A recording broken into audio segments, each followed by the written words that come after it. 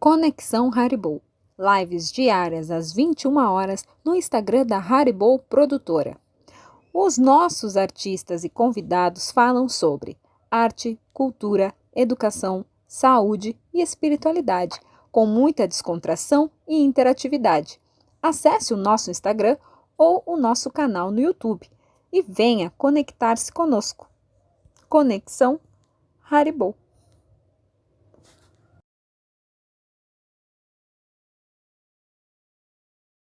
Olá, boa noite. Boa noite, meu irmão. Boa noite, meu irmão. Em primeiro lugar, te agradecer, né, ter aceito o nosso convite. Eu sei que você sempre está na correria aí com as palestras e com a pandemia, claro, impediu você de se deslocar fisicamente, mas eu tenho certeza que você está atendendo aos pedidos, às solicitações de palestras, de estudos online, muito mais que se você tivesse liberdade, né? Bastante. Até ontem, não foi... Ontem, na quarta-feira, foi interessante, foi uma palestra que eu fiz para o pessoal lá de Lavras do Sul. Mas, enfim, eu acho que eles estão começando lá também com as palestras online. Eu tive que fazer a partir do meu Facebook. E eles só compartilharam a live lá.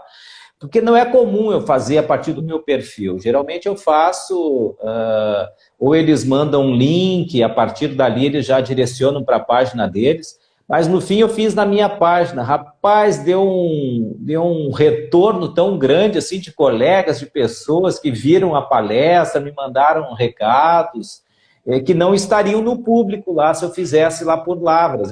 No fim eu tive que fazer no meu perfil, mas foi um resultado muito interessante. E o tema também é um tema bastante instigante, que é perdão, é uma coisa que todos nós, em algum momento da nossa vida, vamos estar ligados nessa proposta do perdão. Então, enfim, chamou muito a atenção, e aí o pessoal interagiu bastante. Mas o prazer é meu, Preto. Obrigado pelo convite, viu? Eu queria primeiro fazer aquela pergunta básica, né? Quando o espiritismo entrou na tua vida, tu teve alguma opção de dizer não quero isso?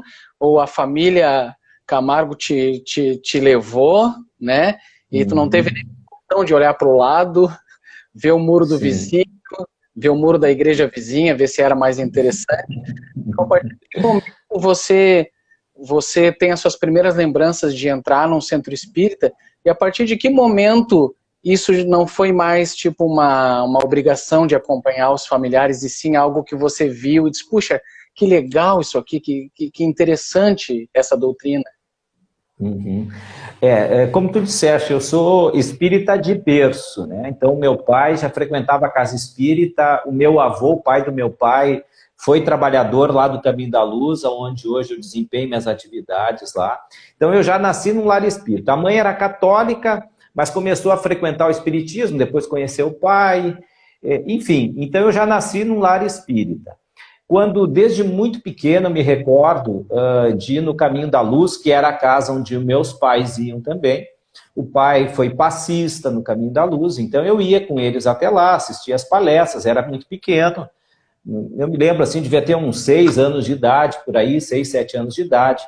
Frequentei evangelização nos domingos de manhã, mas depois nós nos mudamos e aí nós fomos lá para a Zona Norte. E aí ficava, naquela época, difícil da gente fazer esse trajeto da Zona Norte até a Bento.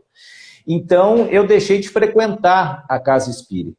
E aí, até os meus 14 anos, mais ou menos, eu tive contato com muitos amigos que eram católicos, frequentavam um grupo de jovens. E aí eu me interessava por aquilo, né, de poder participar, o que eles faziam, e eles não contavam, eles usavam de uma técnica de despertar interesse, mas eu acabei nunca indo, assim, nos convites. E quando foi por volta dos 14 anos de idade, talvez um pouco antes, ali 13, por aí, o Jason, que deve estar nos assistindo esta noite, porque a Claudinha, filha dele, está lá na casa dele, e ela, através do Instagram dela, está oportunizando que o tio e os familiares estejam assistindo na casa dela. Então o Jason fez o seguinte, tio, ele saía da casa dele e pegava os primos e levou para o Caminho da Luz para começar uma evangelização que tinha terminado com o tempo. Então foi mais ou menos nessa época, uns 13, 14 anos, que eu retornei. Então o tio Jason passava na casa dos primos, enchia o Corcel 2 dele, da gurizada, levava para o centro espírita, ele era o evangelizador, né? E aí começaram a chegar outros jovens, adolescentes daquela época, começaram a chegar, o Roger, da família Carbone, o Carlos, o filho da Deia, o Públia, irmão do André Públia, que frequentava ali o Dias da Cruz. Então, aí depois a evangelização foi ficando maior, e eu não sei, é um encanto que eu tenho com a doutrina espírita que, sabe, eu tive sempre liberdade de buscar qualquer tipo de filosofia, de religião. Eu não teria na minha família nenhum preconceito com relação a isso. Mas o meu encantamento é tão grande com a doutrina, as coisas fecham tanto para mim, fazem tanta lógica, a forma como a doutrina apresenta todos os temas da vida, que eu me sinto muito bem, me sinto satisfeito com toda a riqueza da doutrina nos seus tríplices aspectos, né? Ciência, filosofia e religião. Hoje em dia há todo um projeto para o jovem protagonista, ou seja, os primeiros momentos que o jovem deixa de só estudar, mas e sim colocar a mão na massa. E hoje até a Fergs tem projetos, a Zumes, a Zudes tem projetos voltados para o jovem. E na tua época de jovem, ali nos teus 14 anos, que foi há 5 anos atrás, como é que era isso? Nós ali, na evangelização, nós tivemos desde cedo, o tio oportunizava que a gente começasse a assumir determinadas atividades na casa, né? Então, ele trabalhou conosco primeiro a questão do teatro espírita, nós fizemos lá no Caminho da Luz, foi sob a supervisão, orientação do Jason, nós fizemos várias peças de teatro. Aquilo ajudou que a gente pudesse desinibir, subir num palco sem problema nenhum. Depois daquilo ali vieram, então, as tribunas jovens, em que a gente começou a participar do calendário de palestras da casa. Então, a gente ia lá, fazia palestras. E depois, logo muito cedo, a gente começou nós mesmos comandávamos os nossos estudos. A gente tinha muita liberdade no Caminho da Luz. Os jovens se sentavam, a gente decidia como é que ia ser os nossos projetos de estudo. A gente só encaminhava, depois para a diretoria era quase como se fosse algo pro forma, a gente nunca teve um não. Teve até um ano que a gente foi estudar parapsicologia, a gente resolveu olha, vamos estudar parapsicologia, vamos. E a gente encaminhou lá o pedido para a diretoria, eles ficaram um pouco assim, mas o que esse jovem quer estudando parapsicologia? Não, deixa eles estudarem e tal, e a gente tinha muita liberdade. Então a gente estudou parapsicologia, estudamos Heine, pegamos o livro até aqui do Gaúcho, Parapsicologia da Bruxaria à Ciência, do Moacir Costa de Araújo Lima. Então a gente tinha liberdade, muita liberdade. E desde muito cedo a gente começou também a assumir algum protagonismo dentro da casa, sempre com muita liberdade. Eu fui, desde muito cedo, fui secretário da UD Partenon, depois respondi pela área de estudos do Caminho da Luz, e assim foi. Jovem, a coisa foi tranquila, assim, foi sempre muita liberdade foi dada para nós. E aí diante desse processo de jovem, é claro, chegou o momento de, né, escolher uma profissão, né? Vamos trabalhar, né? Vamos o ganha-pão. Como é que a perícia criminal entrou na tua vida? Foi um chamado? Foi sem querer? Foi interesse? Como é que aconteceu? A gente, quando diz assim, olha, quando Deus não quer assinar, ele escreve acaso, o pseudônimo dele é o acaso, né?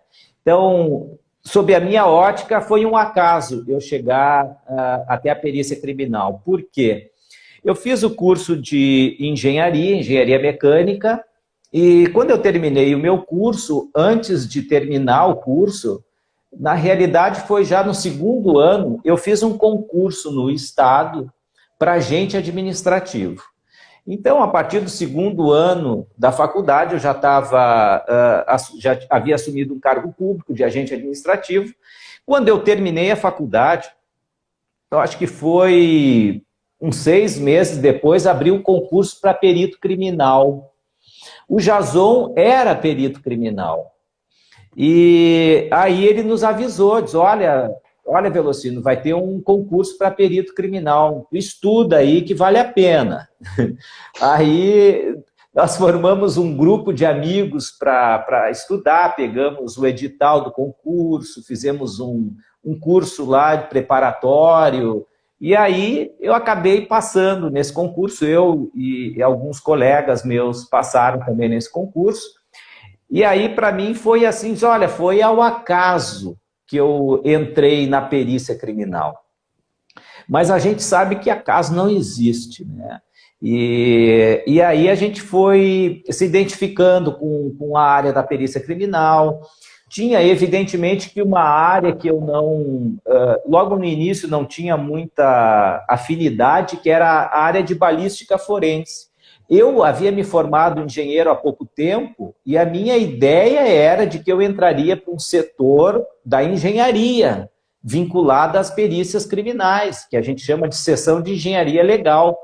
Bom, a minha ideia era, quando eu conversei com o diretor nos chamou, os concursados, vem cá, qual é o setor que tu gostaria de trabalhar? Olha, eu quero trabalhar na seção de engenharia, eu sou um engenheiro, eu quero trabalhar nesta área, da área da engenharia mecânica, olhando os carros acidentados, né, determinadas estruturas mecânicas que sofreram colapso, e isso veio a tirar a vida de alguém, a lesionar, então precisa de um engenheiro lá para analisar. Eu pensei que ia ficar nessa área. Ele chegou e disse para mim, não, tu vai para balística, porque aqui o engenheiro é eclético, ele serve para várias áreas, e nós estamos precisando de gente na balística. E eu acabei indo para lá, meio assim, contra a vontade, eu não tinha muito interesse em lidar com armas e munições. Mas eu acabei ficando na balística ao todo em torno de, eu acho que quase 10 anos na balística. Eu trabalhei lá na seção, me encantei depois com o trabalho, e isso depois eu vi a descobrir através de sonhos, de informações, que era a área que eu tinha que ir mesmo. Eu tinha que trabalhar na seção de balística, porque tem algumas coisas minhas lá do passado que está ligado a isso, a arma, a tiros, a ferimentos. Então eu tinha um determinado compromisso nessa área aí de aprendizado, né? Então eu acabei indo para lá, e depois eu trabalhei também em locais de crimes contra a vida. Então eu fui mexer com armas, depois um tempo eu fui olhar os efeitos dos tiros em loco, trabalhar em local de crime contra a vida. Aí trabalhei também em torno de uns 10 anos nessa seção de crimes contra a vida.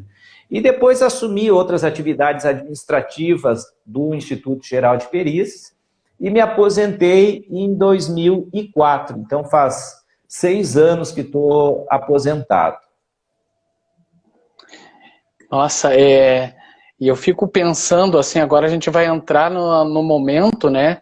Eu tô dando oi pro pessoal aqui, e quem quiser fazer uma pergunta, aí nós vamos deixar para o final, tá? Pra gente não travar o assunto. Quem quiser fazer uma pergunta, faça, que a Juliana tá na produção. Eu também tenho a minha assessora aqui, Velo.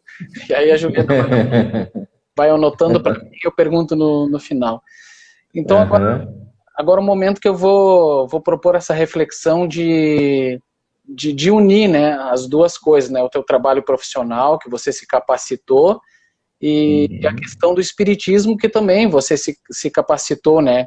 Eu lembro de uma prima minha,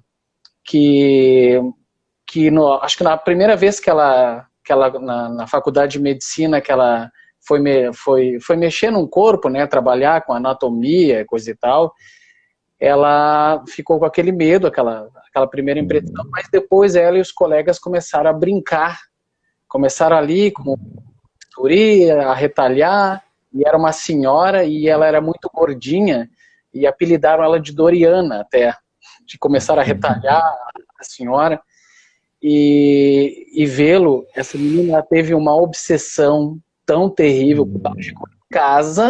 quando ela chegou em casa, ela passar mal e ninguém sabia o motivo, e aí depois, intermédio, né, de uma psicografia, né, de uma orientação, né, avisaram para ela, olha, aquela senhora lá não gostou nada do apelido, né, então minha filha, você tem que respeitar que muitos dos irmãozinhos ainda estão ali, né, então faça o seu trabalho, mas peça licença, respeite, né, E de que forma, assim, o Espiritismo colaborou contigo nessa tua atuação em momentos tão delicados e tão difíceis? Esse caso que tu citaste, ele é bem ilustrativo, Preto, porque é bem isso, a gente tem que ter respeito, né, com a situação, com o fato. Os peritos criminais, até há pouco entrou uma colega aqui também, a Silvia Salomon, que também é perita criminal, está aposentada. A gente trabalha com cenas bastante chocantes, né? É natural o técnico desta área de perícias criar um certo escudo emocional para não se deixar abalar pelo ambiente, por aquela situação. Então, eu me recordo que é sempre muito traumático para o perito começar com locais de morte. O perito, quando começa, ele quer trabalhar com documentos, quer trabalhar numa sessão de laboratório, que a gente chama assim a área de retaguarda da perícia, né? Não na linha de frente. A linha de frente vai trabalhar com o local de morte, ou o pessoal da área de engenharia, que também é um pouco mais leve, vai trabalhar com um veículo que está num depósito, vai fazer um exame em algum material que foi encaminhado lá para a perícia. Mas quando tu tens que sair, atender locais de crime contra a vida, isso é um choque.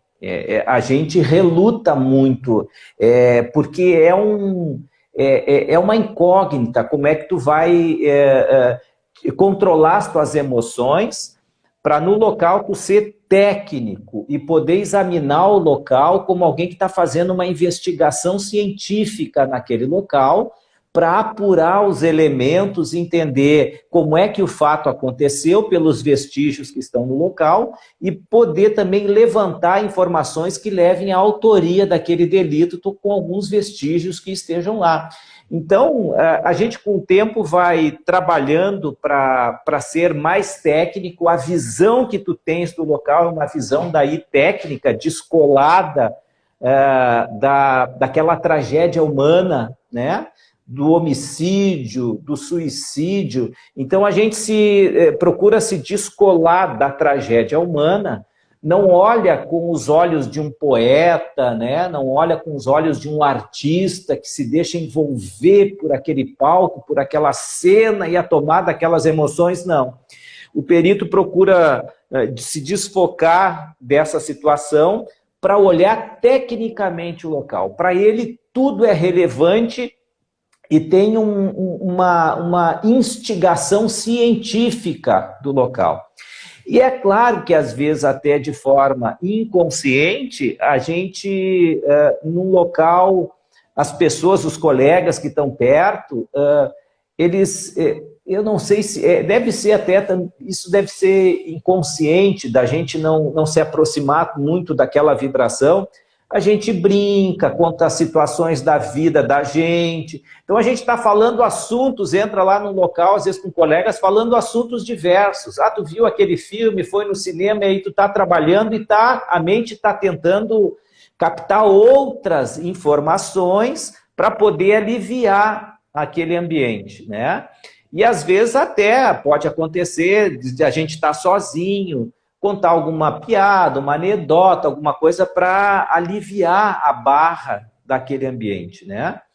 Mas a doutrina, ela ela me ajudou nesse aspecto da gente conhecer a transitoriedade da nossa vida, é que tu te defronta com situações ali de morte de pessoas com várias idades. A gente vai atender desde crianças, de bebês, de tragédias que envolvem crianças, até adultos, idosos. Então, tu te defronta com a transitoriedade da vida, o quanto há um limite para tudo isso. E aí, o que tu retira desta vida mesmo? O que vale dessa existência? Então, a doutrina me ajudou nesse aspecto, a olhar esta dimensão desse fenômeno dentro desse processo, olhar com respeito com aquela alma, aquele espírito que estava ali junto àquele corpo. Então, isso a doutrina me ajudou muito. Mas não tem muito... às vezes as pessoas comentam assim, pô, deve ser interessante alguém que é médium entrar num local de crime, né, e começar a enxergar os espíritos se movimentando por ali e dizendo o que aconteceu, dali a pouco ele mesmo já te dá as pistas, como é que é e tal, né?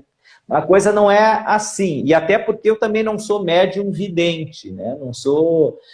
daqueles que conseguem chegar num determinado lugar e identificar um espírito, se comunicar com um espírito. Não, eu até nessa existência vi bastante, esse aspecto da mediunidade veio bem tolhido em mim, talvez até para eu ter esse maior controle emocional, chegar a ser bem técnico no local, fazer o meu trabalho e tudo. Mas sabe que nós tivemos um colega, o Jonas deve se lembrar, nós tivemos um colega que era médium e trabalhava em local de crime contra a vida. Ele contava que volta e meia ele se sentia muito mal no local, porque ele percebia a agonia daquele espírito que estava ali. Ele tinha que se recolher num lugar sozinho, fazer uma oração para ele poder se aliviar, porque ele absorvia muito aquela carga. Um outro colega meu, que também chegou a estudar a doutrina espírita, gostava muito da doutrina, ele dizia que às vezes ele tinha, porque o perito ele atende o local, e ele leva todos os manuscritos dele para casa, depois vem as fotos do local, alguns exames complementares que ele vai solicitar para ele fazer o fechamento do laudo. Quando ele vai redigir o laudo. Ele diz que tinha alguns laudos que, se ele não redigisse, ele entrava num tormento tão grande que ele sabia até qual é o laudo que ele tinha que fazer primeiro. Ele pegava aquilo lá, fazia, quando ele fazia isso, que aquilo aliviava, assim, parece como alguém estava oprimindo ele a fazer o mais rápido possível aquele trabalho. Tem essas situações aí vibratórias entre os dois planos. E você já estava preparado assim para cenas tão chocantes, ou foi a força do trabalho mesmo, do hábito? Não, preparado a gente não está. E eu cheguei, eu também entrei jovem, logo que eu me formei, eu tinha 23 para 24 anos de idade, quando eu entrei na perícia criminal. Então, tu é muito jovem, muito novo, inexperiente em todos os aspectos. E eu me recordo assim, que os primeiros locais que eu tive que atender de morte, a gente ficava assim, rodeando o cadáver, sabe? O cadáver fica lá no canto coberto, e tu fica olhando na volta as outras coisas, daqui a pouco tu já olhou tudo que tu tinha que olhar, tu tá tendo coragem para chegar lá, levantar aquela cobertura que colocam sobre o corpo, para tu poder começar a examinar o corpo, a tocar, a virar, examinar ferimentos, poder entender como é que a dinâmica aconteceu. Mas isso a gente não tá acostumado, não. Até teve colegas que desistiram da profissão, acabaram indo para outras áreas, e aqueles que não conseguiram ir para a área de laboratório, a área de retaguarda, porque na minha época a gente tinha que atender o local de morte, não tinha como todos atendiam, porque só tinha posto da criminalística aqui em Porto Alegre. Então, os crimes que aconteciam no interior do estado, Santa Maria, sei lá, aqui Cachoeira do Sul, qualquer cidade, o perito de Porto Alegre tinha que ir até lá atender. Então, aqueles que atendiam nas sessões também concorriam uma escala de sobreaviso para atender esses crimes no interior do estado. Então, não tinha como tu te safar disso, tu tinha que atender locais de crime contra a vida. Mas a gente vai criando experiência com o tempo e depois a coisa fica realmente bem técnica mesmo, né? A gente é como um cirurgião, ele vai cortar um corpo para extrair o tumor. Então ele é técnico, ele tem que fazer isso com tecnicidade. Então a gente vai aprendendo com o tempo a se portar num local de crime, o que tu vai apurar num local de crime, os cuidados, a atenção.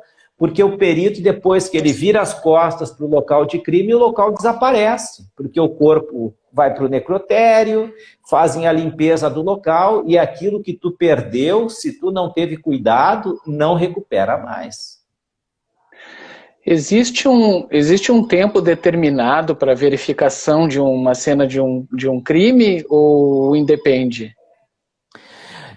Por regra, independe. Porque o local, ele é um local de interesse do Estado para poder descobrir levantar todos os elementos que ajudem na solução daquele crime. Então, em princípio, todos os agentes do Estado que estão ocupados com esse processo da investigação, da apuração do fato, ele tem liberdade para manter aquele espaço sobre proteção até que todos os elementos tu consigas retirar daquele local. Em regra, é assim. A nossa lei não diz nada em contrário. A única coisa é que diz o seguinte, olha, a necropsia, a perícia no corpo, ela tem que ser feita 6 horas depois do horário do óbito. Tem que dar um período de 6 horas para o médico legista começar a fazer o exame necroscópico naquele corpo. A menos que o traumatismo seja tão intenso que não precise aguardar essas 6 horas. É isso que diz a nossa legislação. Então, em princípio, é só isso que tem que cuidar, essas 6 horas para começar os exames de necropsia. Agora, e os exames de local, esses ali podem ficar a hora que o perito achar importante ficar para poder levantar todas as informações daquele local. Isso. O Jonas Cornelli aqui, o nosso amigo, falando, né, que os vestígios, né, desaparecem com o passar do tempo. Né? Uhum. Até como a gente diz assim, né, que o tempo que passa é a verdade que foge. É uma máxima que a gente usa, né? O tempo que passa é a verdade que foge. Ou seja, quanto mais tempo tu deixa para fazer a perícia, mais a verdade vai se distanciando. Porque às vezes aquele local deixa de ser isolado, as pessoas vão transitando por ali, uma série de situações pode acontecer. Então, olha, à medida que o tempo passa, a verdade vai fugindo. Então, a gente tem que atuar, o Estado tem que atuar o mais brevemente possível. Mas, uma vez o Estado estando de posse de um local para exame, o tempo que ele vai ficar ali é o tempo que a perícia determinar que tenha que ficar, para tirar todos os elementos de análise. Quais foram os avanços tecnológicos que mais te surpreenderam, que mais colaboraram no teu trabalho, em comparação ao teu início, né, de profissão e a tua aposentadoria? Uhum. Sem sombra de dúvida, é a área do DNA. A área do DNA é a menina dos olhos aí das investigações criminais. Então, através do aprimoramento das técnicas para extração do DNA em amostras de fragmentos de tecidos biológicos que a gente encontra em local, e muitas vezes eles degradados, porque na época que eu entrei nem se tinha isso, né, esse exame de DNA. Depois havia, mas era só para confirmação de paternidade em situações técnicas muito seguras, ou seja, tu coleta o sangue de uma pessoa, tu coloca esse sangue num substrato sem contaminação nenhuma, tu vai fazer a ampliação daquele DNA para análise. Agora, quando a gente está falando de crime, a gente tem a mancha de sangue muitas vezes misturada com barro, com poeira, com sujeira. Uma amostra de sangue que ficou ali mais de 10, 15, 20 horas, ela começa um processo de degradação, tu tem misturas com outras amostras. Então, o DNA para local de crime é bem diferente do DNA para constatação de paternidade. Então, as técnicas tiveram que evoluir bastante para isso. Então, sem sombra de dúvida, da época que eu entrei até a época que eu me aposentei, o que evoluiu muito e foi muito significativo para a gente levantar informações de autoria de um determinado crime em locais é o DNA. Então, o DNA se usa,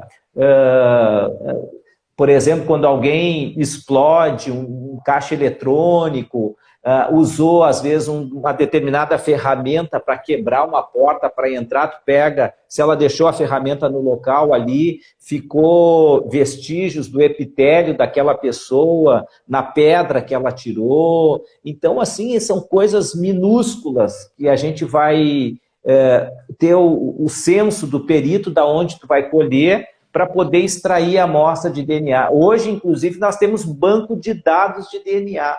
Então, as pessoas condenadas, as pessoas que já passaram pelo sistema criminal, tem lá, pela legislação, que tu colhe o DNA dessa pessoa, e aí isso aí vai te ajudar a linkar com outros casos. E esse banco de dados já é um banco de dados nacional.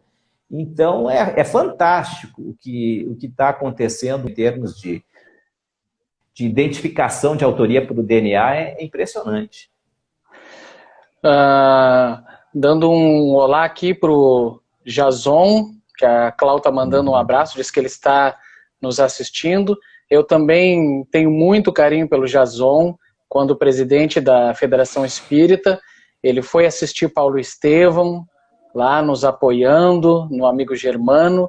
Então aqui estou diante de muitas pessoas a quem eu sou muito grato pelo apoio à nossa arte. E agora, como você falou, né? Então, descobrir o porquê do incentivo a nós, artistas, a arte espírita. Daqui a pouco eu vou começar a fazer as perguntas que o pessoal está mandando aqui, mas antes eu queria te perguntar, você já levou o trabalho para casa? Ou seja, chegou em casa e ficou pensando em algo que aconteceu, em algo que você presenciou, algo que você investigou de uma forma que, sei lá, que a Suzy teve que te fazer um pudim bem gostoso para tu esquecer? Eu sempre tive por hábito não comentar o que eu vivenciava nas minhas perícias para dentro de casa. Eu entrava para dentro de casa, o que era de perícia ficava lá fora, e eu só tratava de assuntos técnicos com os meus colegas. As dúvidas que eu tinha, eu tirava com eles, conversando com eles, pegando a expertise de cada um, né? Porque são áreas são inúmeras as áreas da criminalística. Então, o perito ele vai, com o tempo, tendo mais experiência em algumas áreas. E aí ele tem que se valer da expertise de outros colegas para determinadas outras áreas que vão lhe ajudar na solução de um determinado exame que ele está realizando, ainda mais sendo de local de morte. Então, eu não trazia para casa. Na realidade, fisicamente até eu trazia, porque quando eu trabalhava no plantão, quando a gente chama de local de atendimento de crimes contra a vida, tu trabalha num regime de plantão. Tu atende durante 24 horas, tem um período de descanso, depois tu volta, atende de novo, mais 24 horas. Então, nesse período que eu tinha para relatar os laudos, eu não tinha lugar para ficar lá no instituto, lá era um lugar só para atender os casos. Mas eu trazia eles para casa, com fotos, com o meu rascunho. E aí eu me sentava numa peça aqui de casa com as minhas fotos lá e jogava sobre a mesa as fotos dos locais que eu atendia e eu tinha que relatar em casa. Todo perito faz isso, não tem onde a gente faz em casa. Então eu me fechava e os guris já sabiam, olha, o pai tá com os mortos dele lá, eles já diziam. Às vezes eles queriam falar comigo, eles abriam a porta e colocavam a mão nos olhos assim e entravam, pai, tem tal coisa assim, não sei o quê. Então eles diziam, o pai está com os mortos dele lá, está lá relatando lá. Então isso eu fiz durante muito tempo. Então tu traz essa carga para dentro de casa. E claro que às vezes aconteceu eu de muitas vezes sonhar com o meu trabalho. Sonhar que estou atendendo o local, que estou fazendo isso, que estou fazendo aquilo e tal. Isso é inerente da nossa profissão. E a gente carrega também muito dos locais aqui. Às vezes as pessoas não têm nem ideia, Preto, mas a gente carrega na nossa mente tudo. Então, assim, ó, imagina, eu trabalhei 10 anos em Porto Alegre, cada plantão a gente atendia uma média de 4 locais, então... sei lá, isso dá uns 16 a 20 por mês, multiplica uns 200 por ano, vezes 10 anos, 2.000 locais tu atendeu em 10 anos, no mínimo.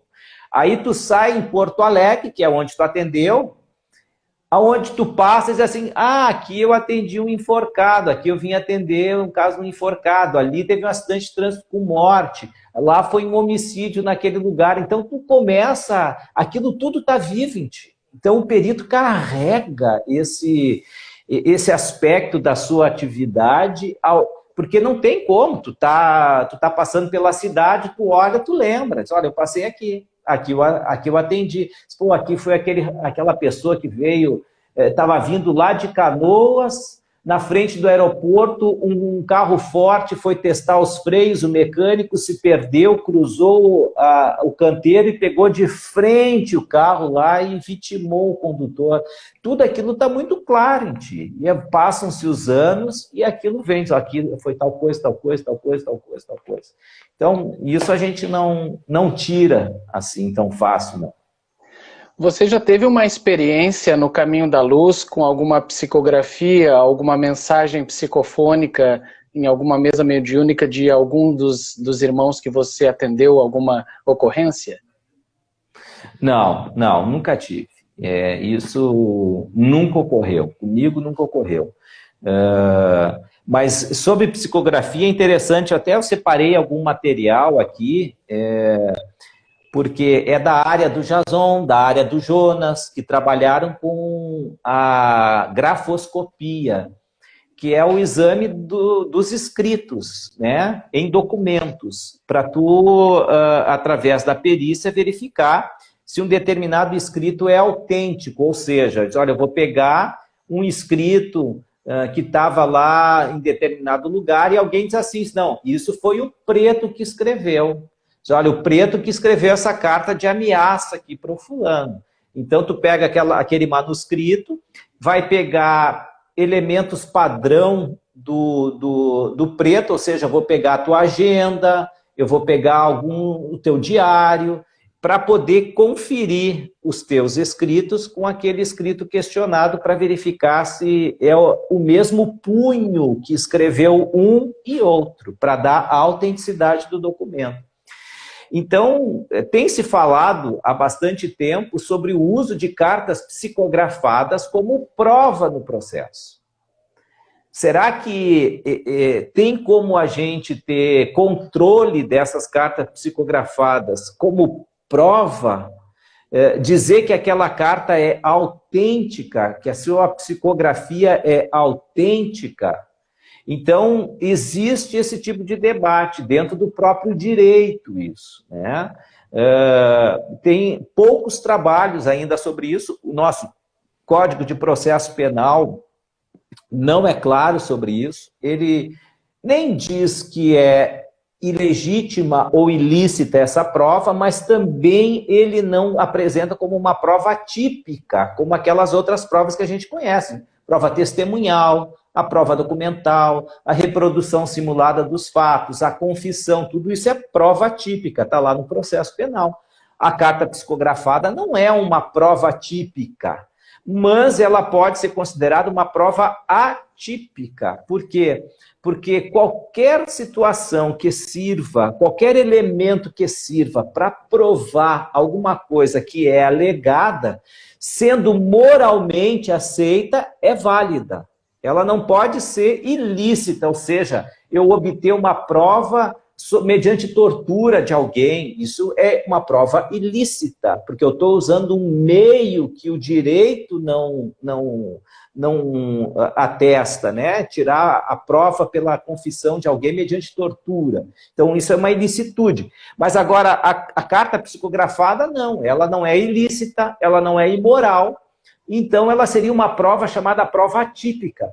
Mas tem muitas pessoas, muitos doutrinadores da área do direito que têm reservas de aceitar a psicografia.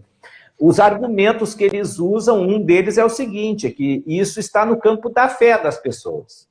Então, a psicografia é coisa de espiritismo. Ah, mas eu sou budista, eu sou católico, eu sou protestante. Alguns, assim, um processo pode ter um réu espírita, um juiz católico, promotor evangélico, jurados budista, e tem que dar uma decisão que não puxe para nenhuma das suas convicções de fé. Então eles dizem o seguinte, olha, a psicografia tem a ver com o espiritismo, é uma questão de fé, não cabe isso dentro de um processo. Né? E já aqueles que defendem a psicografia dizem o seguinte, não, qualquer meio de prova, se não for imoral, se não for ilícito, ela serve para trazer à luz a um determinado fato que está sendo examinado, ela tem que ser aceita, porque faz parte da vida das pessoas.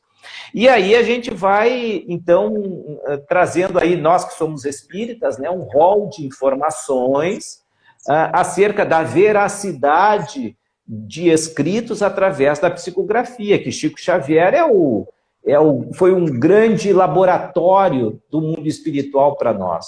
Porque só quando ele escreveu Parnaso de Além Túmulo, que ali são centenas de poetas com formas literárias diferentes um dos outros, Euclides da Cunha, Augusto dos Anjos, e ele mudar na psicografia a forma literária de um e de outro autor, isso aí não tem como copiar. Uma pessoa não é incapaz de copiar estilos de artistas, de poetas, nas centenas. Ele pode passar a vida inteira estudando, por exemplo, o preto, a forma do preto falar, do preto representar. Eu posso te estudar dezenas de anos e tentar te copiar muito bem, mas vai ser só o preto.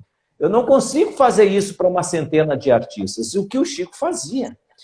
Com quarta série primária, com primário, então era algo impossível que isso acontecesse. Então, a psicografia ela vai apresentando nos elementos de que há a sobrevivência da alma.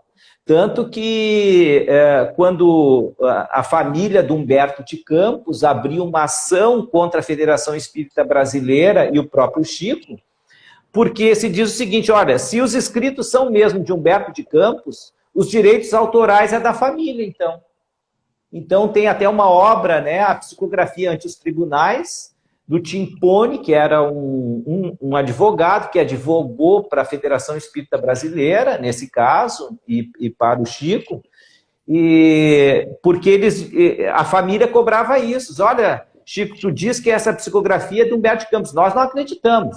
Nós não acreditamos nisso. Mas se tiver comprovado que realmente foi o nosso pai o autor disso, isso tem que ser reconhecido como direito autoral e os direitos são da família da venda dessas obras. Olha que situação. E o juiz acabou decidindo no processo o seguinte, olha, direito autoral é até a vida física dessa pessoa. Depois que morreu, morrem os direitos autorais. Então ele encerrou o processo usando essa solução salomônica, como a gente diz, né? Diz, olha, a lei prevê direitos autorais, mas direitos autorais do vivo. A lei não prevê direito autoral do morto. Então, esse processo não cabe no direito brasileiro, essa discussão, e encerrou. Mas a mãe do Humberto de Campos, a Ana Campos, ela chegou a dizer o seguinte: olha, uma coisa a gente tem que deixar muito claro. O que está escrito aqui nessas obras, ela disse, é o meu filho. Eu conheço o meu filho. É a forma dele escrever. É Humberto de Campos que escreveu. Então, de duas, uma. Ou é realmente verdadeira a psicografia, e o Chico Xavier é médium, aqui está o meu filho, ou então, se não existe a psicografia, vocês têm que dar uma cadeira na Academia Brasileira de Letras para o Chico Xavier, porque ele é um cara com primário e escreve com essa maestria. Esse homem tem que estar na Academia Brasileira de Letras. Então, a psicografia ela tem ganhado espaço na discussão, nos debates até mesmo jurídicos. E tem se aceitado algumas cartas psicografadas no processo, tem se aceitado. Até mesmo, todas elas que a gente viu até agora nos processos são aquelas que envolvem a defesa de um réu. Nunca se viu carta psicografada que vai servir de elemento para acusação de alguém, mas para a defesa, sim.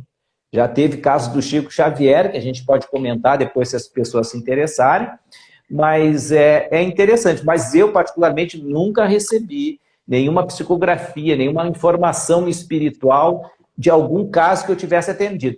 Eu vou até abrir um parêntese aqui. Eu tentei uma vez, viu? Eu tentei uma vez.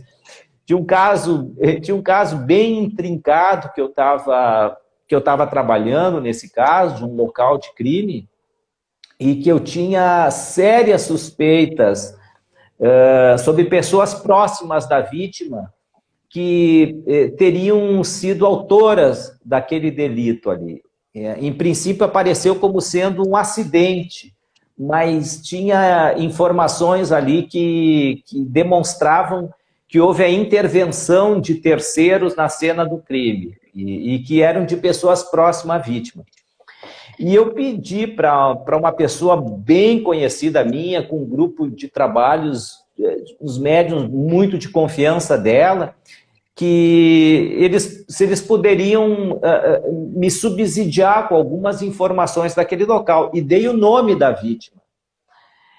Mas diz que foi muito dolorosa a experiência dos médiuns ao sentirem aquela vibração da morte, como aconteceu, que no fim não chegaram a me trazer elementos sobre o fato do ponto de vista técnico, ficou mesmo no conjunto das emoções, da dureza que foi aquele desencarne, e ficou só nisso. Essa foi o único momento que eu tive curiosidade e fui atrás. Depois, nunca mais. Mas tem cenas hilárias lá, né, das pessoas, só eu vejo o vulto caminhando aqui por dentro e tal. Sessão de fotografia tinha muito disso, porque teve uma época que a gente tinha que revelar fotos, e aí tu revelava num ambiente escuro. Lá dentro, eles diziam que ao andar lá por aquelas salas, volta e meia, passavam vultos lá, e o pessoal ficava, porque às vezes lá tinha plantão, tu tinha que ficar às vezes durante a madrugada revelando filmes, e tinha volta e meia, tinha assuntos que voltavam assim, que o pessoal relatava, diz, olha, vi vulto, tinha gente que saía e diz, olha, eu não volto mais lá para dentro para revelar hoje, que não, eu estava lá e eu estava sozinho, aí começou a passar gente atrás de mim, diz, olha, eu não volto para lá, não volto para lá. E às vezes eles faziam até umas brincadeiras meio sem graça, assim, porque eles aí pegavam a turma nova, e os mais velhos começavam com essas histórias, mas já tinha 2 gaiatos que ficavam lá dentro escondidos, lá debaixo das cubas de revelação. E aí eles começavam a contar para as colegas, e os colegas diziam, olha, vocês se cuidem, de vez em quando a gente se defronta e tal, falavam, faziam aquela cena toda, e elas entravam para revelar. Quando elas entravam, chegavam na cuba de revelação, eles estavam embaixo, seguravam a canela delas, assim, sempre gritando,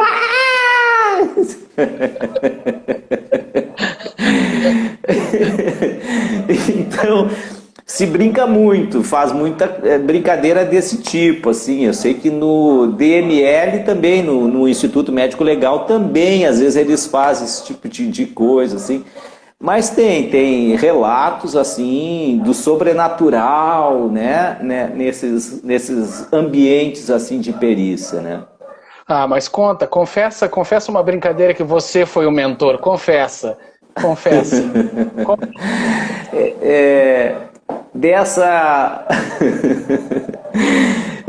na balística, né? Na balística forense nós fizemos uma vez uma brincadeira com um colega, com Araújo, e eu e o Raul. O Raul também é muito criativo assim para as brincadeiras, e nós resolvemos fazer pegar uma munição só com festim, então ela não tinha pólvora nem o projetil. Então a gente tirou a pólvora e o projetil e colocamos dentro dela massinha de modelar. Então ela só tinha espoleta. E a gente chegou com a arma assim, e quando chegou perto dele, assim, Araújo, gritamos, ele se virou, nós olhamos para ele, pá, demos 2 tiros e saiu aquela massa de modelar e bateu no rosto dele. Ele ficou branco, cara, quase desmaiou. Calma, é brincadeira. Que brincadeira de mau gosto, né? Pelo amor de Deus. Mas a gurizada pronta, né? Por que será que se assustou? Só foi um tiro no rosto? Só aí. E ele passava a mão, será que eu tô ferido? O que aconteceu? Eu disse, meu Deus. Como espírita, você assistiu, né? Além das peças de teatro, você assistiu os filmes, e os filmes colaboraram muito com reforçando, né, o que você já vinha assistindo, te emocionando. E agora eu te pergunto, tu consegue ver filme ou seriado de criminalística? Até hoje. É impressionante. Eu gosto. Que tá na veia, porque aí tu olha, tu começa a perceber os detalhes, vendo se o filme está bem montado, se a história está bem contada, se os elementos estão sendo bem trabalhados, se não está tendo nenhum furo, nenhuma coisa extravagante. Então a gente olha com um olhar técnico, né? E realmente, a partir do CSI, a nossa função ela ficou glamurosa, né? Mas ela tem seus percalços, não é assim tão glamurosa como aparece nos filmes, né? Não é aquela coisa assim que se resolve tão rápido, que tem banco para tudo, tem banco de marca de pneu, de solado de calçado, tem uma certa fantasia ali, a coisa não é bem assim, né? A gente tem dificuldade de material, falta de material. Então a gente brinca, tem um amigo meu que dizia o seguinte, olha, a gente tem que trabalhar com a metodologia MVP.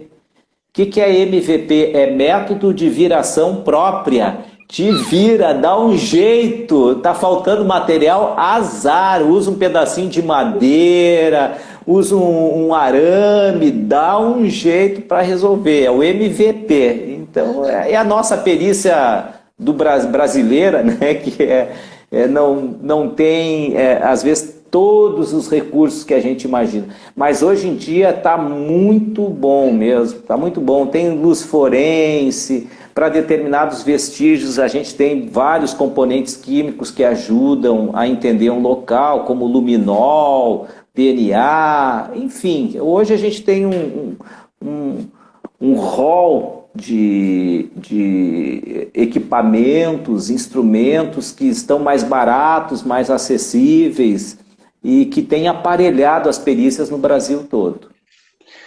Em termos de equipamentos, como é que nós estamos em relação aos países mais avançados? Olha, eu te digo o seguinte, a nossa situação no Brasil ela melhorou muito nos últimos 15 anos, aproximadamente isso. Foi criado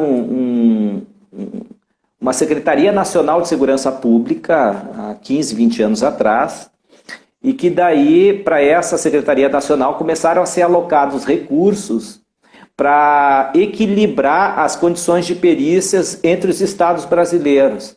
Então, porque às vezes tu tinha um estado rico, por exemplo, como São Paulo é um estado muito rico, que a área pericial deles avançou muito durante um tempo. Aí tu tinha Amapá, Sergipe, Rondônia, né, Acre, aí a condição lá embaixo, tecnicamente, que tu não realizava nem mesmo os exames de teor alcoólico, porque tu não tinha um cromatógrafo para fazer esse exame. Então, essa Senasp, essa Secretaria Nacional de Segurança Pública, ela começou a trabalhar para dar um equilíbrio e fazer treinamentos nacionais com peritos do Brasil todo, para que todo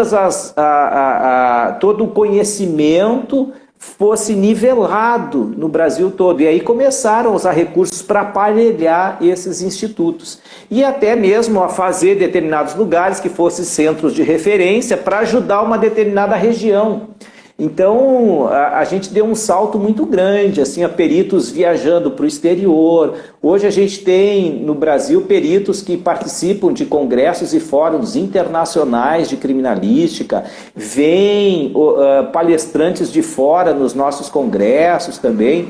Então a gente percebe que nós não estamos tão deslocados assim em termos de capacidade. Às vezes nos falta um pouco mais de recurso para fazer um que outro exame, mas acontece que a nossa casuística, como a gente chama, é muito grande. É como se aqui fosse o SUS e lá fora fosse o particular, o atendimento particular.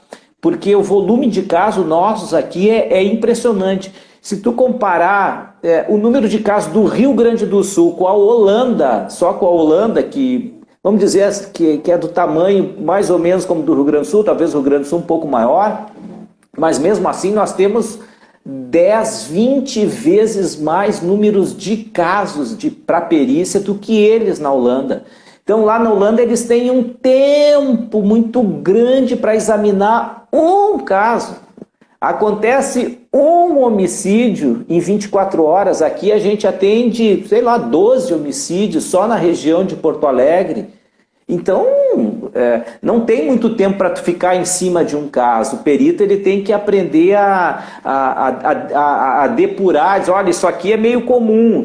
Ele dá mais atenção naquilo que ele percebe que realmente tem algo diferencial, porque o volume de casos é muito grande e o número de peritos para esse volume de casos é completamente desproporcional com o que a gente vê na Europa. Então, esse é o maior problema nosso. Não tanto assim de equipamentos e técnicas de conhecimento, que a gente consegue ter esta universalização desse conhecimento da criminalística. Os peritos participam desses fóruns internacionais, têm conhecimento das técnicas e tudo mais, mas às vezes não tem como aplicar pelo volume de casos que tu tens aqui, né? Uhum. Não, e eu lhe perguntei, né, se tu gostava de assistir CSI, porque eu conversei com um médico há esses dias, né, e perguntei para ele, cara, depois de um plantão de trabalho, com toda a questão da Covid, você chega em casa e consegue assistir um seriado médico? Aí, ao contrário de você, ele disse, não, eu quero assistir Mestre do Sabor, eu quero assistir Big Brother, eu quero assistir Ratinho, eu quero assistir Sônia Abrão. Agora... eu ainda de vez em quando me bate assim uma vontade de assistir um filme de investigação que tenha perícia, que tal, isso ainda me instiga, eu gosto ainda de assistir. Agora eu vou às perguntas dos nossos amigos, né, para também não alugar muito o irmão. Manda aí. lá. Deixa eu ver, vamos lá. O Lucas Quintana, o Quintaninha, nosso amigo Quintana aqui, ele fez uma pergunta que eu acredito que você já respondeu, mas eu vou fazer duas, que é uma do Lucas e uma da Luísa, que diz que você é a inspiração dela, que ela está estudando para isso, né? O Quintaninha pergunta se tu teve alguma experiência espiritual ligada à atividade, e a Luísa perguntou se tu costumava fazer uma prece, uma meditação antes de ir para um lugar de crime, ou até mesmo no próprio local. Olha, eu fazia no próprio local, quando chegava, me concentrava e tudo mais, né? Fazia as minhas orações e tal. Não era para cada local, era no momento que eu chegava, principalmente nos locais de crime contra a vida, né? Mas aquilo vai ficando tão rotineiro na vida da gente, né? E fica como qualquer atividade, profissional. O artista que vai para o palco naquele dia da apresentação, enfim, aquilo é rotina para ele. Então, quando chegava no local lá, quando chegava no serviço, para mim era rotina. Eu já fazia minha prece antes de sair de casa, como todo dia, e aquilo era a minha rotina de trabalho. A Érica pergunta se já teve algum momento que na hora tu não conseguia chegar a uma explicação plausível e depois de um tempo caiu a ficha de tudo como aconteceu. Não, tem sim, acontece. Às vezes tu tá no local e às vezes tu precisa de alguns outros estudos para procurar entender aquilo, até mesmo para tu pegar cópia do auto de necropsia, né, para procurar entender algumas coisas que não ficaram claras para ti no local. Então tu depende do trabalho do médico legista também para te esclarecer alguns pontos, alguns outros elementos que talvez tu mande para laboratório e aí eles vão te mandar lá o resultado. Às vezes se é sangue, se não é, porque pode estar uma certa substância com um tom acastanhado, tu não sabe se ali é sangue ou não é, tu então encaminha para laboratório para fazer um exame, se tu não dispõe ali condições de fazer no local. Então, claro, aí tu vai à busca dessas informações para poder tirar a tua conclusão, né? Então, até mesmo casos de... É sempre muito delicado aqueles casos que aparentam o suicídio, mas pode ser homicídio, em que o autor ele mascara a cena para passar a impressão de que foi um suicídio. Então, às vezes, tu sai do local ainda com alguns elementos pendentes de exame para chegar à conclusão a posteriori. Na hora, às vezes, tu não consegue. Tu vai examinar, tem alguns elementos, mas às vezes vai depender de alguns exames complementares para tu chegar à tua conclusão. Tu vai retirar material, coletar material das mãos do suposto, da suposta autora, né, por exemplo, do suicídio que usou arma de fogo. Então, esta pessoa que estava empunhando a arma, se ela atirou com a arma, ela tem que ter vestígios na mão decorrentes do tiro. Então, tu vai coletar material, encaminhar para laboratório para ver o resultado. E aí tu vai começar a fazer as tuas conjecturas. Aparece, não apareceu, mas será que ela não atirou ou aquela arma não deixa vestígio? Deixa eu pegar a arma, fazer teste em laboratório. Então são coisas que tu vai construindo com o tempo para tu chegar à conclusão. Não é muitas vezes tu chegou, tá no local, já viu tudo, não, já tá pronto esse caso, tu vai embora. Não, tem desdobramento às vezes.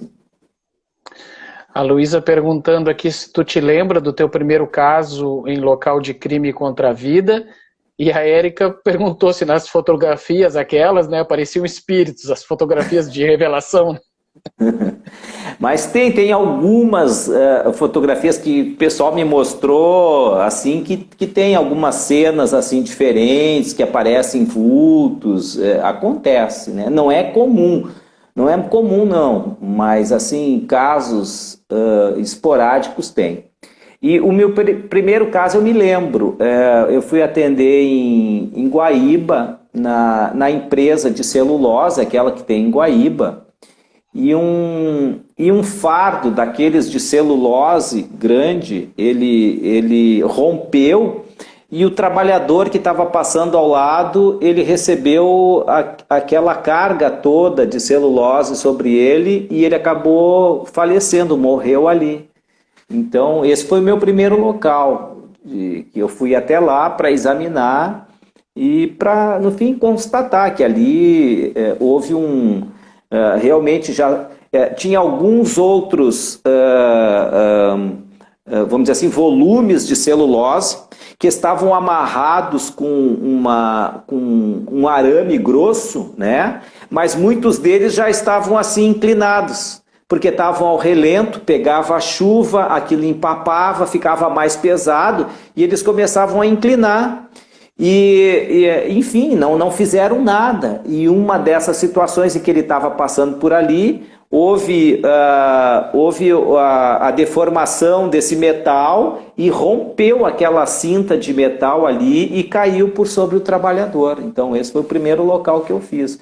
Então não foi seccionado o metal rompeu por fadiga mesmo, ele estava estressado já, estava no limite de elasticidade dele, aí rompeu, bem na hora que o funcionário estava passando por ali, caiu sobre ele. E aí agora eu te desafio, e aí que explicação nós damos para isso, Velo? Azar? Existe azar? É o acaso, né? É Deus assinando, né? Então, claro, pela doutrina a gente sabe que não há acaso, porque ele poderia estar um pouquinho para frente, um pouquinho para trás, porque eu já atendi casos que era para a pessoa ter morrido e não morreu. Eu atendi uma vez um caso em que a pessoa teve uma briga de trânsito e um deles estava armado. E aí perseguiu o outro, quando passou pelo veículo, deu um tiro na porta. Mas o vidro desse carro estava semi-aberto, não estava nem todo fechado, nem todo aberto. Pois não é que o projétil ele pegou na barra inferior de suporte do vidro do carro, deformou e não entrou para dentro do carro. Se aquele projétil passa, pega no abdômen daquele homem, enfim, dá uma infecção interna nele, aquele homem morreria. E aquele homem não morreu, porque pegou num friso na barra de metal de suporte do vidro. Então, para um caso, o cara foi lá e uma bobagem lá, bem naquela hora, rompeu aquele cabo de aço ali de metal e ele acabou soterrado e morreu. Para o outro, era um tiro, não morreu. Então, é a hora da gente mesmo, tu passa por ali, vai acontecer aquele, entre aspas, acidente, mas como acontece até mesmo como a gente chama, nos karmas coletivos, nos resgates coletivos, em que um grupo de pessoas está num lugar, dali a pouco vem um tsunami. Por que aquelas pessoas estão ali? Outros que foram voar, não voaram naquela hora. Então, há uma certa aproximação psíquica entre a necessidade do desencarne com alguém com um desfecho da natureza. E aquilo parece que se casa e acontece. É isso. Não, eu fiz essa provocação porque eu tenho esse entendimento que acidente é o nome que nós damos para coisas inesperadas. Mas eu não acredito em acidentes. Para mim, acidente é como se Deus sorteasse uma bolinha ali, uma rifa, e dizer, agora vai o Velo, agora vai o Preto, agora vai a fulano, ciclano.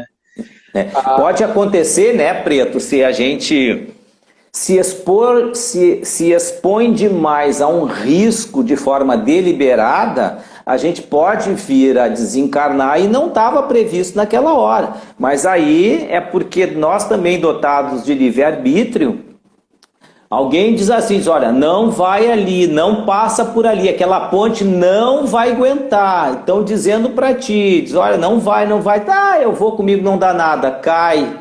E dá um problema, diz, olha, pronto, foi avisado antes, né? Então a gente também tem essa liberdade de se expor a riscos indevidos e aí colher os frutos disso, né? Deixa a pergunta do Carlinhos Andrade Souza. Gostaria de saber do Velo se ele fazia questão de acompanhar o desenrolar de algum trabalho seu específico. Não entendi a pergunta. Se tu fazia questão de acompanhar o desenvolvimento de um trabalho seu específico, ou seja, depois que você... O perito, para fechar o caso, ele tem que acompanhar todo o processo, né?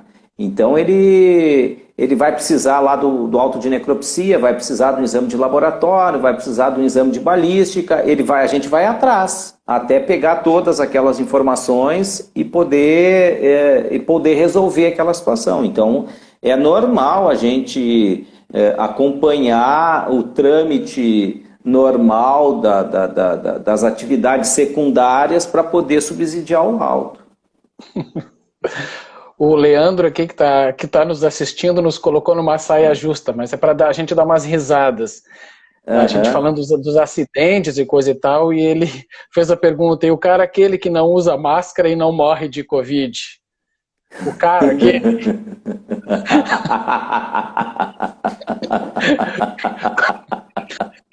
Como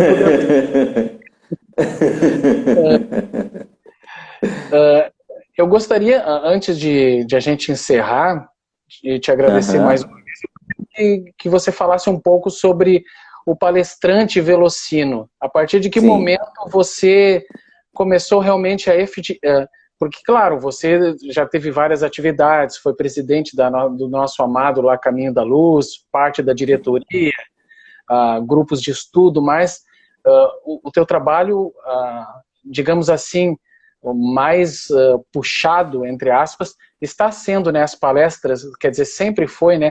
A partir de que momento você se transformou no trabalhador espírita palestrante Velocino?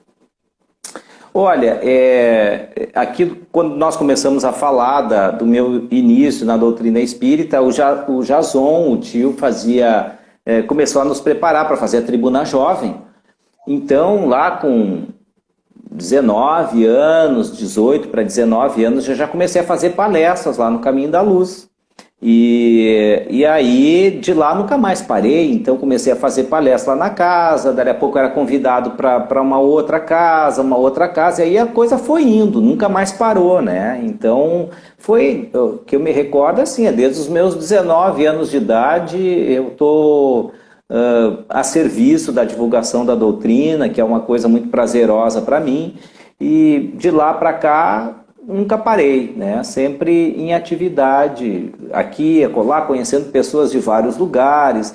Então, é graças à doutrina que eu consegui conhecer boa parte do nosso estado, fazendo palestras em vários lugares, várias cidades, em todas as regiões aqui do estado, do sul, norte, leste, oeste do nosso estado. Fora daqui do estado, tive a oportunidade de já conhecer o Rio, Bahia, São Paulo, viajar para o interior de São Paulo, para fora do nosso amado país, porque a gente tem amigos espíritas que estão morando em outros lugares, então quando a gente vai viajar, a gente faz contato e a pessoa já aproveita, já que tu está viajando, está por aqui, faz uma palestrinha para nós. Então já aconteceu da gente colaborar com as palestras públicas também em outros centros espíritas de brasileiros, mas fora aqui do Brasil, e até fazendo live agora, já aproveitando que a gente não pode mais viajar, aí já fiz também para esses companheiros live para os grupos deles lá de fora. Então é um prazer muito grande esse contato, esse convívio com as pessoas. Sabe que eu falei ontem numa live com um rapaz da juventude, que é o Yuri, né? Essa nova juventude do movimento espírita, de palestrantes, de coisa e tal, que me perguntaram, né? Puxa vida, como é que tu aguenta fazer tantas lives e participar de vários grupos de estudo de arte espírita e falar? E aí, sei lá, eu falei assim, eu sinto que quanto mais tiram de mim, mais eu tenho, sabe? Mais me provocam, quanto mais tiram, mais a gente tem. E como é que é o teu processo de estudo para as palestras? Como é que é a tua metodologia? Bom, eu tinha uma época que eu até, às vezes, me dava ao luxo de escolher o tema para eu trabalhar. E aí eu buscar informações. Então eu pegava um determinado tema, ia à busca de informações nos livros, nas obras, em algum material na internet, dentro do movimento espírita, fora do movimento espírita também, porque a gente aprende com pessoas das mais variadas culturas. Então, eu de posse de todo esse material na cabeça, aí eu começava a desenhar o esqueleto da palestra, a forma como eu gostaria de ouvir falar daquele tema, como é que deveria ser a abordagem, qual é a forma mais clara de eu chegar para as pessoas para falar daquele tema, que exemplos que eu vou dar disso. Então, isso sempre me chamou a atenção, eu me colocar na posição daquele que está de espectador, como é que ele vai ouvir, como é que ele vai perceber, como é que ele vai sentir. E uma das características que eu fui adquirindo ao longo do tempo é ser sempre muito claro, né, o mais didático possível na apresentação de um tema, explorando bem o assunto, apresentando vários exemplos para que aquilo fique claro para as pessoas. Então, é mais ou menos assim. Agora, ultimamente, às vezes, pelo número de trabalhos, às vezes a gente acaba não tendo tanto tempo de preparar muito mais temas, às vezes a gente fica também condicionado ao tema que a pessoa que te convida, ela pede um tema para te falar, diz, olha, Velocino, fala sobre isso, nós gostaríamos sobre isso. Então, às vezes eu tenho que ir atrás dos temas que me pedem, e às vezes eu tenho muito pouco tempo, às vezes, para eu preparar alguma coisa diferente, um tema que eu gostaria. Então, às vezes eu acabo muito preso aos temas que me propõem, né? Porque às vezes não dá tempo de elaborar alguma coisa diferente como eu gostaria. Mas, enfim, sempre, nunca é por acaso, né? Não é por acaso porque me convido para trabalhar o tema tal, o outro tema, então isso vai me enriquecendo. Mas é assim, eu vou atrás do material, busco, leio bastante e depois na minha cabeça aquilo começa a se formar o esqueleto da palestra. Maravilha. Eu estou avisando a Clélia que eu vou deixar a pergunta dela por último, tá? Para a gente encerrar com gargalhadas, ok? Tá. A Emilene, a amadinha amiga lá da Dom Tomé, de Sapucaia do Sul, Dom Tomé Luiz de Souza, ela perguntou se tem algum caso marcante que você nunca vai esquecer. É claro, você já falou que as referências no olhar, dos tempos que você lembra, eu passei nessa rua, aconteceu, mas dentre eles tem algo assim que você queria, que não consegue esquecer, até você queria, a gente vai fazer te lembrar? Tem casos que são casos assim instigantes, são casos diferentes, são aqueles casos que fogem do tradicional, do corriqueiro. Esse tu lembra, esse a gente até tira esses casos para apresentar em palestras técnicas, né? Para apresentar em aulas que eu dei, por algum bom tempo dei aula de criminalística, então tu vai selecionando alguns casos que a gente atendeu, que eu atendi, e que são exemplos dentro daquele contexto, do estudo ou da palestra que tu vai fazer. Então, claro, tem casos em que eu participei e que foram emblemáticos em todas as áreas, na área da balística, na área do local de crime contra a vida. Eu tenho alguns casos assim que são diferentes dos demais, né? Mas eu tenho. Nós temos uma amiga aqui de São Caetano do Sul, mandando um abraço. Olha só, estamos nacionais e internacionais. E aqui tem uma perguntinha, né, que foge um pouco da nossa proposta de hoje, né, mas para o pessoal não dizer, puxa, o Preto me ignorou, e como não sou eu que vou responder mesmo, né? Por acaso você já percebeu nos seus estudos, né, algo na doutrina espírita, nas obras, que explique ou pelo menos consiga fazer com que a gente consiga entender um pouco o que nós estamos passando hoje em dia com a Covid?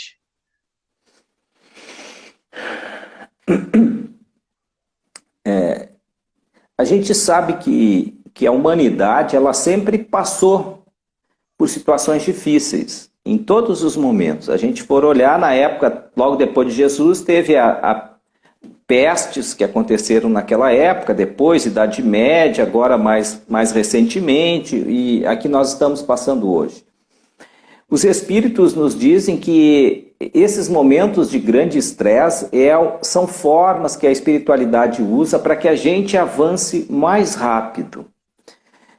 Então vejam vocês, a quantidade de estudos clínicos e científicos que estão acontecendo numa velocidade altíssima agora, nesses últimos meses, que é uma corrida para a gente encontrar os melhores medicamentos para o tratamento dessa pandemia e até mesmo para a confecção das vacinas que vão imunizar toda a nossa humanidade. Então a gente está usando uma série de recursos científicos, ampliando a nossa capacidade de observação desse fato, que isso dá um crescimento em termos de conhecimento social muito grande. A gente está fazendo estudos sociológicos do isolamento, estudos psicológicos desse isolamento, das relações familiares, da qualidade das nossas relações. Então, é uma série de situações que a gente está se colocando nesse momento para desenvolver, para crescer, para evoluir. Então, a espiritualidade diz que elas se usam dessas situações para que a gente possa progredir mais rápido. Então a gente se vê na contingência de encontrar soluções o mais rápido possível para fazer frente às nossas demandas de inquietação, seja ela da própria saúde física ou saúde emocional e psíquica. Então a gente está se debruçando sobre as possibilidades de contornar tudo isso, de solucionar tudo isso. Os meios de internet que a gente tem usado agora, né, Preto? Hoje as pessoas estão se dando conta que elas podem contratar alguém que more na Índia, que more no Canadá, que more na África, enfim. Se ela vai encontrar alguém lá que tem habilidade para o que ela precisa, não precisa uma pessoa que está aqui, ela pode ser de um outro lugar. Então o mundo está ficando também muito pequeno para as nossas demandas. Então é uma gama de enriquecimento da sociedade. Então a gente não pode ver só pelo lado do desastre, o lado ruim, o lado da morte, o lado da separação, mas a gente tem que ver também o lado de que Deus proporciona esses momentos para que esta dor seja uma dor evolução também. Não só a dor expiação, mas uma dor evolução. Maravilha. Viu só? Veio uma pergunta, um ponto fora da curva aí. Mas que bom. Nada é por acaso, é a nossa frase favorita, né? É verdade. Então, assim, para encerrar a nossa live de hoje, agradecendo muitas pessoas, olha, foram mais de 100 pessoas que ficaram aqui nos assistindo e com certeza vão assistir as reprises. Lembrar o pessoal de curtir a nossa página, né?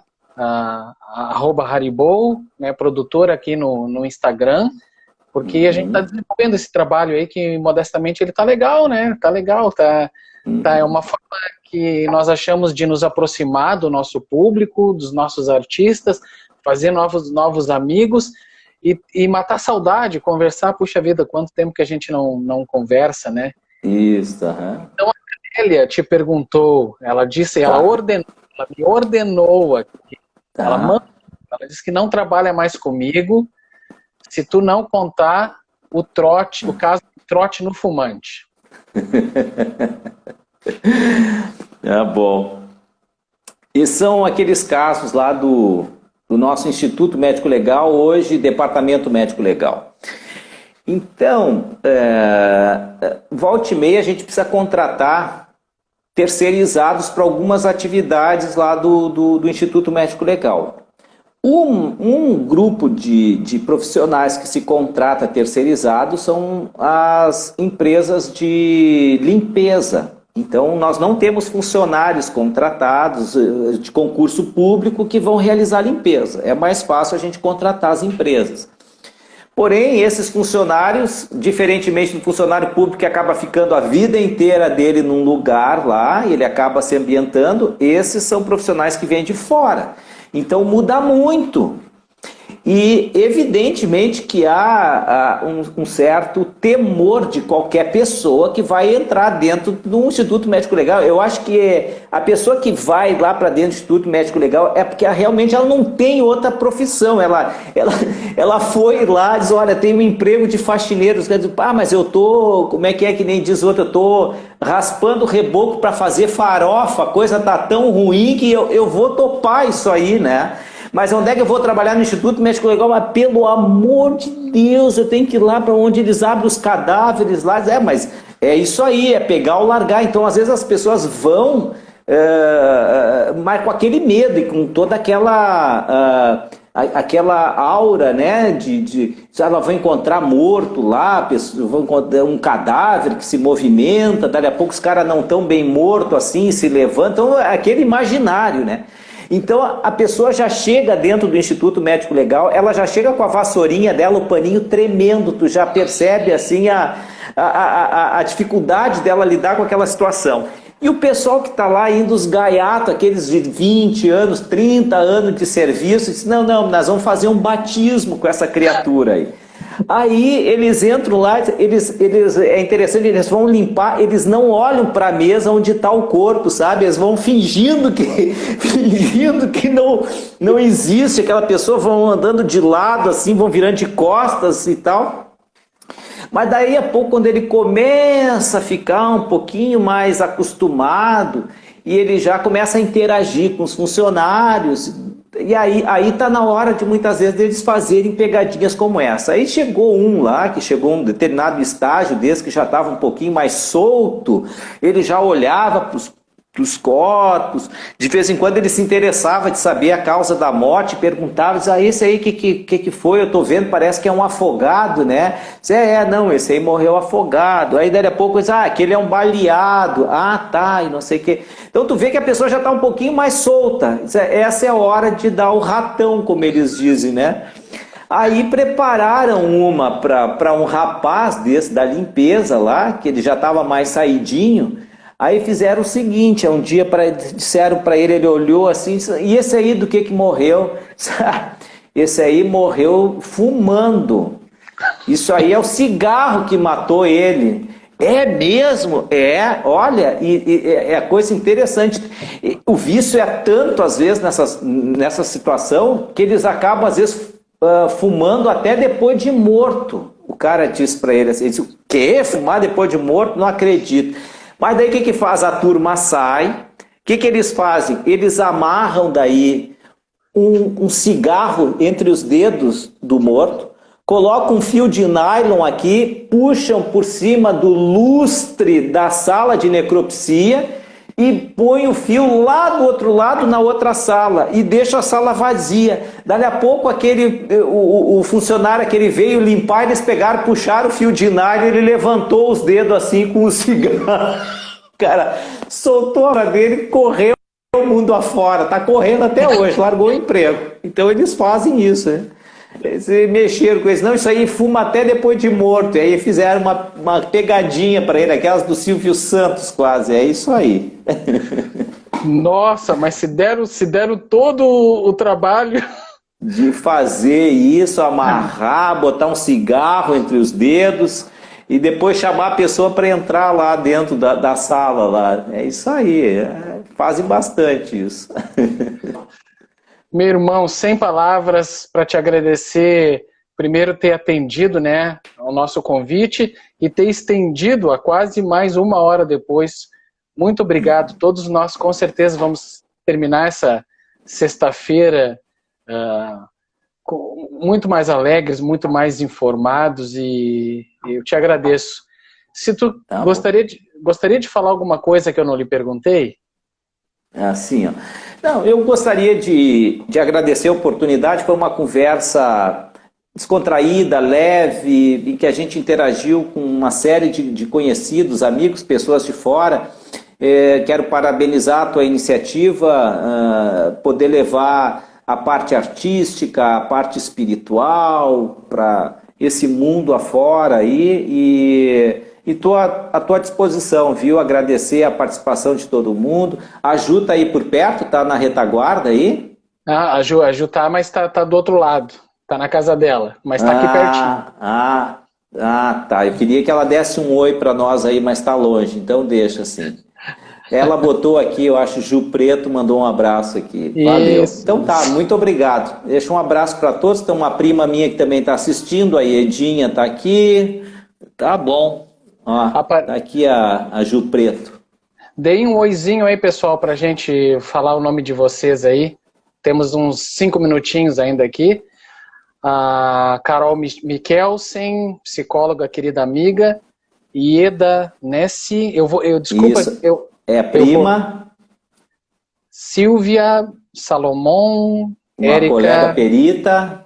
Érica Guiar, a Emilene, a Luísa. A minha irmã tá aí, a Berenice.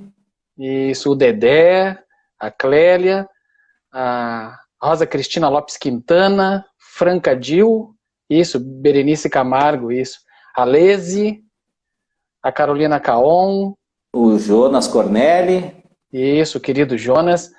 A Vera Rolim, lá do Caminho da Luz. A Adriane Leal, também do Caminho da Luz. Gil França, isso. O Quintaninha, que eu chamo, né? Eu trabalho com os dois, então para diferenciar eu chamo Quintaninha e o Quintanão. E antes do encerramento, também foi no movimento espírita que você conheceu o seu amor. É verdade, coisa linda isso, maravilha. Conheci a Suzy no movimento espírita, lá no Dias da Cruz. Foi uma coisa... Esse é um caso interessante, eu até conto em uma que outra palestra, eu conto isso, né? É desses casos, assim, interessantes, o acaso, de novo, né? Nós estávamos lá no Caminho da Luz, entre os jovens, e aí, não sei por que cargas d'água, olha só, o Roger disse assim, olha, vamos começar a fazer a campanha Alta de Souza, e aí nós perguntamos que Alta de Souza é essa? Não, é assim, ó, a gente vai na casa das pessoas, a gente se apresenta como sendo da casa espírita, geralmente a gente leva um folhetinho e pede gêneros alimentícios para depois fazer cesta básica e doação. Ah, mas que interessante, tal. Não, tem um grupo lá do Dias da Cruz que faz isso, e eu conheço o pessoal de lá, disse o Roger. Quem sabe a gente faz um intercâmbio com o pessoal lá do Dias da Cruz, a gente vai sair com eles, aprender como é que se faz esse evento aí da Alta de Souza. E tá, tudo bem, a gente se empolgou e fomos para lá. E aí, os olhos bateram, a gente começou a se olhar, ficar mais próximo, as duas juventudes se aproximaram, a gente começou a fazer festinha junto, final de semana, jantinha aqui, jantinha colar e tal. E até que, então, daí eu aproveitei e fiz um convite para elas, vamos, agora só nós dois, vamos deixar essa turma de lado aí, deixa eles se entender, vamos nós dois, vamos pro cinema e tal. E aí aí nós começamos a namorar, graças a esse encontro das juventudes, e depois isso se desfez, e nunca mais que eu saiba, a gente fez essa aproximação de novo da juventude do Caminho da Luz com qualquer outra casa.